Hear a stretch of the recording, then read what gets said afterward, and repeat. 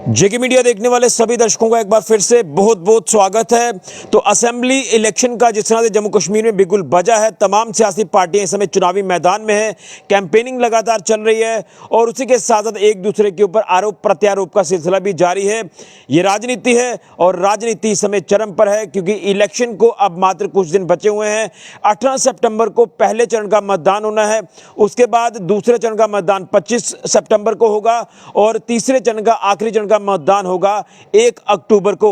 और उसी के चलते अलग अलग फेज के हिसाब से जो तमाम सियासी पार्टियां हैं वो अपने चुनावी उम्मीदवारों की घोषणा कर रही है, यानी चुनावी उम्मीदवार जो है उनको मैदान में उतार रही है। अगर बात करें जिला सांबा की, तो जिला सांबा की 3 असेंबली कॉन्स्टिट्यूंसीज हैं, सांबा, रामगढ़ और विजयपुर। इन तीनों असेंबली कॉन्स्टिट्यूंसीज में अगर बीजेपी के उम्मीदवारों की बात करें तो उन्होंने अपने तमाम कैंडिडेट्स की सूची जारी कर दी थी और उसके बाद से अब ये कयास लगाए जा रहे थे कि आखिर कांग्रेस पार्टी की तरफ से कौन चुनावी उम्मीदवार मैदान में होंगे जो भाजपा को टक्कर देंगे। तो मैं आपको बता दूं कि नॉमिनेशन की प्रक्रिया तीसरे चरण के मतदान को लेकर 5 सितंबर को शुरू हुई। जिला सांबा में भी ये नामांकन भरने का सिलसिला शुरू हुआ और कई उम्मीदवार अपना नामांकन पत्र भर रहे हैं और अभी कई उम्मीदवार नामांकन पत्र भरेंगे और इसकी आखिरी तारीख है 12 सितंबर। 12 सितंबर को आपने 11 बजे से लेकर 3 बजे तक जो है यहाँ पर अपना नामांकन पत्र भरना है।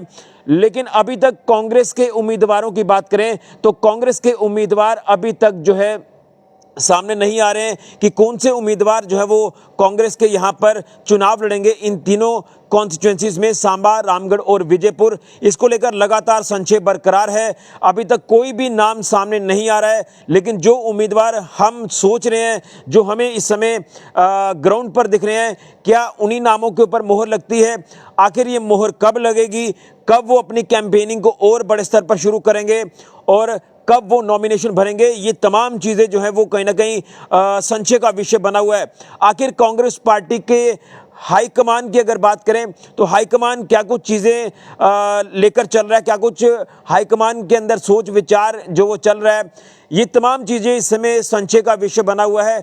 किसी भी तरह की कोई जानकारी सामने नहीं आ रही और यही हम कह सकते हैं कि आखिर कब कांग्रेस पार्टी के उम्मीदवारों की घोषणा होगी। तीसरे चरण के मतदान को लेकर कौन से उम्मीदवार चुनावी मैदान में होंगे। सांबा जिला की भी बात करें तो रामगढ़ से कौन होगा, सांबा से कौन होगा और विजयपुर से कौन होगा, ये तमाम चीज़ें अभी जो है वो लगातार संशय बना हुआ है।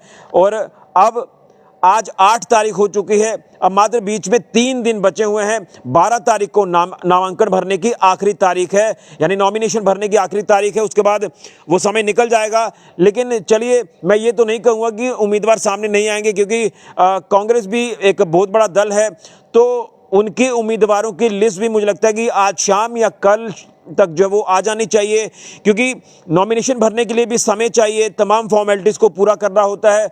और उसको लेकर जो इस समय पिक्चर हम देख पा रहे हैं वो यही है कि अभी तक किसी भी नाम के ऊपर मोहर नहीं लगी है और अभी तक ये संशय बरकरार है कि सांबा से, रामगढ़ से और विजयपुर से कौन होगा कांग्रेस पार्टी का चुनावी उम्मीदवार। ये एक चीज़। और दूसरी तरफ हाईकमान के अगर हाईकमान की बात करें कांग्रेस पार्टी की, तो उनके जहन में क्या कुछ चीज़ें चल रही हैं, इसको लेकर तो ये कांग्रेस पार्टी का इंटरनल मामला है, इसको लेकर तो हम कोई टिप्पणी कर नहीं सकते।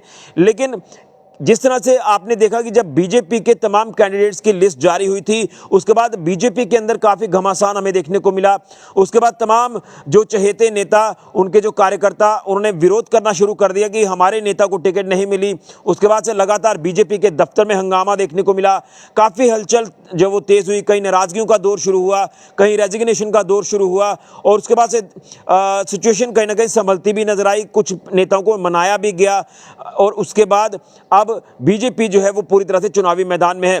लेकिन कांग्रेस पार्टी की अगर बात करें तो क्या ऐसा कुछ हो सकता है, क्या कोई घमासान की स्थिति बन सकती है कांग्रेस पार्टी के खेमे के अंदर कि जब टिकट्स डिस्ट्रीब्यूट की जाएंगी, टिकट का वितरण होगा, क्या उसके बाद कोई ऐसी पिक्चर हमें देखने को मिल सकती है कि कहीं नाराजगियों का दौर यहाँ कांग्रेस पार्टी में शुरू ना हो जाए। तो मुझे ऐसा लग रहा है, जो हम अपनी दूरदृष्टि से जो वो देख पा रहे हैं, कि कांग्रेस पार्टी मुझे लग रहा है कि नॉमिनेशन से ठीक 1 या 2 दिन पहले उम्मीदवारों की घोषणा कर सकती है, जो हमें सूत्रों के हवाले से जानकारी मिल रही है।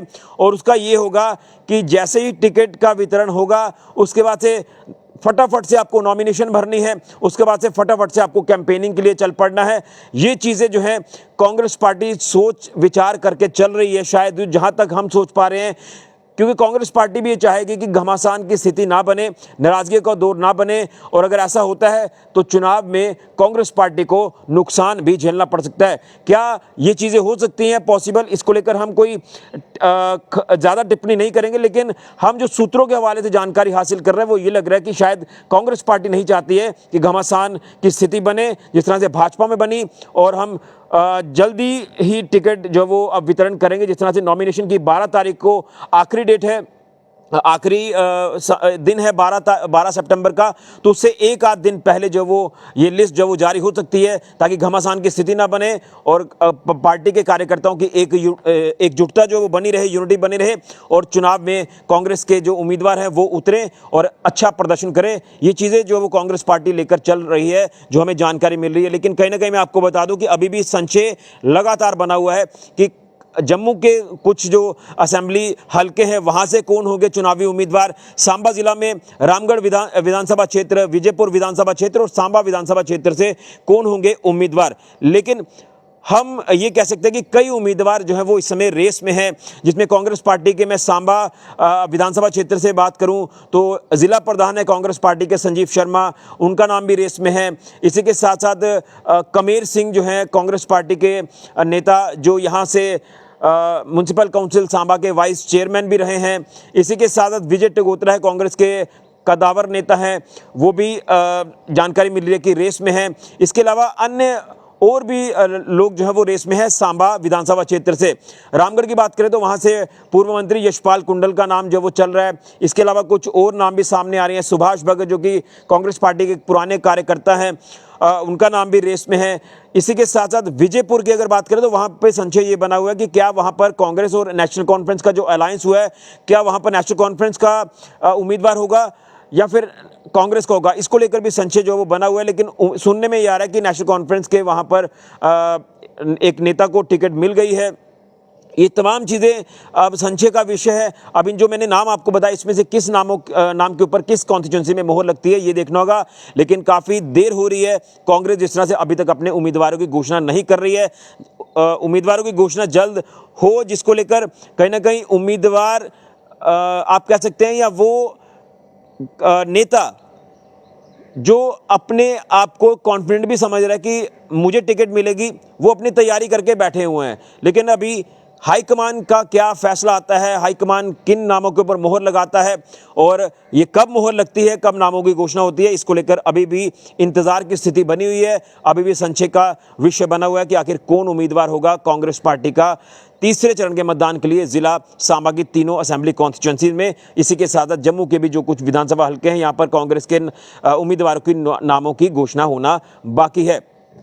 ये एक बड़ी अपडेट मैं आपको कांग्रेस पार्टी के खेमे से दे रहा हूं। यहां पर टिकटों को लेकर अभी भी इंतजार किया जा रहा है। अभी इंतजार की घड़ियां खत्म नहीं हुई हैं।